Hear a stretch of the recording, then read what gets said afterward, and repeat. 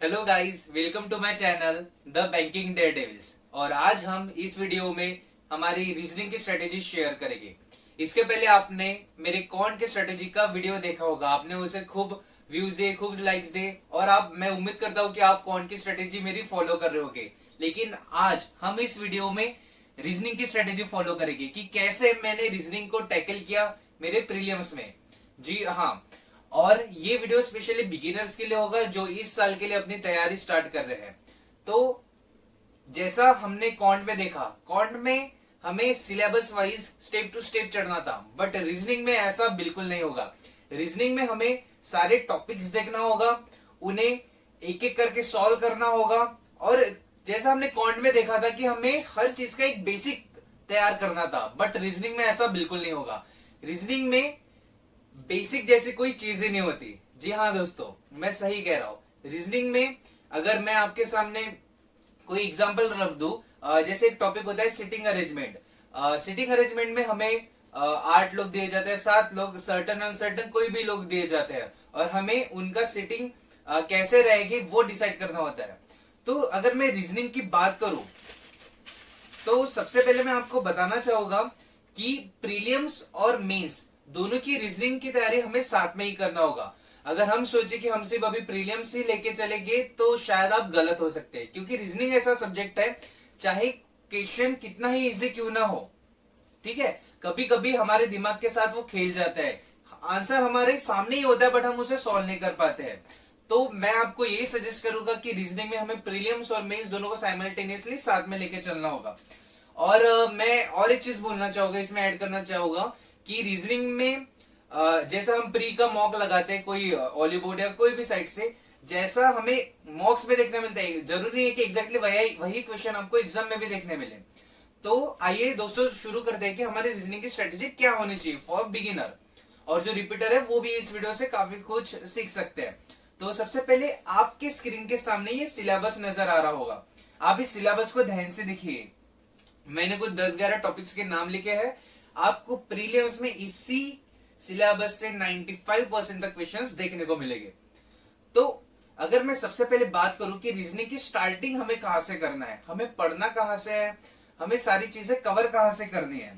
अगर मैं रीजनिंग के प्रीलिम्स लेवल की बात करूं, एग्जाम में जो हमें देखने के लिए वेटेज मिलेगा, पजल्स हमें 70% तक देखने मिलेंगे। अगर और रीजनिंग गाइस ऐसा सब्जेक्ट है कि आप 35 आउट ऑफ 35 भी ले सकते हैं। अगर मैं मेरी बात करूं तो मेरा 18 से 19 मिनट में ही हर प्रीलियम्स एग्जाम में reasoning 35 out of 30 all questions हो चुके हैं। तो अगर मैं स्टार्टिंग की बात करूं तो आपको, अगर आप पूरी तरीके से फ्रेशर है तो आपको ज्यादा कुछ नहीं करना है। मैंने जो सोर्स फॉलो किया वो मैं आपको बताऊंगा। सबसे पहले तो आप एक बात ध्यान में रखिए, रीजनिंग ऐसा सब्जेक्ट है, कोई भी स्पेसिफिक टीचर को, एजुकेटर को पकड़ के चलने की बिल्कुल जरूरत नहीं है। ओके, और अगर मैं बात करूं, जैसा कि मैंने आपको कहा कि पजल 70% तक वेटेज कैरी करेगा हमारे एग्जामिनेशन में। तो पजल की तैयारी कहां से करें, और पजल की तैयारी आपको आज से ही शुरू करना है। अगर मैं मेरी बात करूं तो मैंने अंकुश लांबा सर, इनसे यूट्यूब में फ्री में सारे पजल सीखे उनसे। अगर मैं आपको बताऊं तो आपको क्या करना है, अंकुश लांबा सर की 1000 पजल्स बाय अंकुश लांबा नाम से सीरीज है यूट्यूब पे, आपको पूरी प्लेलिस्ट मिल जाएगी। आपको वहां से सबसे पहले तो आपको बेसिक बेसिक पजल लेने प्री लेवल के, क्योंकि अगर आप डायरेक्ट मेंस लेवल जाओगे तो आप बोलोगे ये तो क्या है, आपसे बनेगा ही नहीं। और स्टार्टिंग में हो सकता है कि आपको एक पजल बनाने में 10 मिनट लग जाए, चाहे 15 मिनट लग जाए, लेकिन प्रैक्टिस के साथ वो ही एक पजल प्रीलिम्स लेवल का 2 से 2.5 मिनट में भी हो सकता है। जी हाँ दोस्तों, क्योंकि अगर मैंने किया है तो आप भी कर सकते हो, सिर्फ हमें चाहिए यहाँ पे कंसिस्टेंटली प्रैक्टिस। ओके, अगर पजल की बात की जाए तो आपको 1000 पजल बाय अंकुश लांबा नाम से यूट्यूब पे मिल जाएगा। आपको डेली के 10 पजल वहां से सॉल्व करने हैं। धीरे धीरे आपकी अंडरस्टैंडिंग बढ़ेगी, और जैसे अंडरस्टैंडिंग बढ़ेगी आपको नजर आएगा कि पजल्स आपसे भी 5 मिनट के अंदर बन रहे हैं। और अगर एक आइडियल टाइम में बताऊं तो 3 से 3.5 मिनट में एक पजल बनना एक आइडियल समय है। अगर आप भी 3 से 3.5 मिनट में एक पजल बना रहे हो तो you are at good path. और अगर मैं बाकी बात करूं क्रिटिकल रीजनिंग की, ये हमारा मेंस का पार्ट होगा, ये हम अर्शल सर से सीख सकते हैं, ठीक है। और अगर मैं रीजनिंग में और एक बात करूं तो रीजनिंग में टॉपिक्स जैसा कि आप स्क्रीन पे सिलेबस देख पा रहे होगे, सिटिंग अरेंजमेंट, पजल्स में इन दोनों को सेम ही चीज में कंपेयर करना चाहूंगा। फिर इनइक्वालिटीज होता है, सिलोगिज्म होता है, इनपुट आउटपुट होता है। जैसे इनपुट आउटपुट होता है वो मोस्टली आपको मेंस में ही देखना मिलेगा। ओके, और अगर मैं सिलोगिज्म के बारे में कुछ कहना चाहूंगा, सिलोगिज्म ये एक ऐसा टॉपिक है, चाहे आप जितना भी पढ़ ले इसमें आप कंफ्यूज होगे ही होगे। और ये टॉपिक ऐसा मैं कहना चाहूंगा कि इसमें ना आपको ज्यादा पढ़ना है और ना ही कम पढ़ना है, क्योंकि सिलोगिज्म ऐसा टॉपिक है अगर आप ज्यादा भी पढ़ लोगे तो भी गलत करोगे, कम पढ़ोगे तो भी गलत करोगे।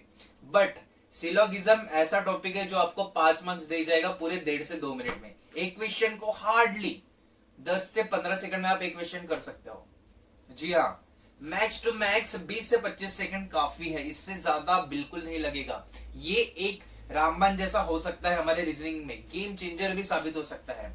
ओके, और फिर साथ ही में आपको कोडिंग डिकोडिंग देखने मिलेगा। अगर मैं कोडिंग डिकोडिंग की बात करूं, जैसे हमारे अल्फाबेट्स है, अगर हम इन्हें कोड करें, जैसा ए हमारे फर्स्ट पोजीशन पे, Z 26 पोजीशन पे है, तो हमें ये ए कौन से पोजीशन पे है, बी सेकंड पोजीशन पे, ये हमें एकदम मुंह जबानी याद होना चाहिए। इसके लिए मैं प्रैक्टिस आपको बताऊंगा कैसे करना है। सबसे पहले तो आपको एक पेज पे लिख लेना है, ए से जेड तक के उनके नंबर्स लिख देने हैं, वो हैबिट में लाना है। जैसा अगर आप कोई पैराग्राफ पढ़ रहे हैं तो वो पैराग्राफ की पहली 3 से 4 लाइन आपको जो इंग्लिश में पैराग्राफ लिखा है उसको नहीं पढ़ना, हमें उसके लेटर्स जो है उसकी नंबरिंग पढ़ना है। ऐसी एक्सरसाइज आप हर रोज 2 से 3 मिनट भी कर लोगे, फिर भी आपको कोडिंग डिकोडिंग के जो नंबर्स है, न्यूमेरिकल वैल्यू है अल्फाबेट्स की, वो एकदम मुंह जबानी हो जाएगी। ओके, तो ये कुछ चीजें हैं। अगर और साथ ही में मैं आपको एक चीज सजेस्ट करूंगा कि ये जो आप स्क्रीन पे सिलेबस देखे हो उसका आप स्क्रीनशॉट लीजिए या फिर पेज पे उतार दीजिए, और इन टॉपिक्स को आपको डेली प्रैक्टिस करना है। इन सारे टॉपिक्स के डेली 5 से 6 क्वेश्चंस लगाने हैं, और जैसे ये हो जाएगा, ये आपको कम से कम 1 हफ्ता करना, और 1 हफ्ते के बाद आपको सेक्शनल मार्क्स लगाने हैं।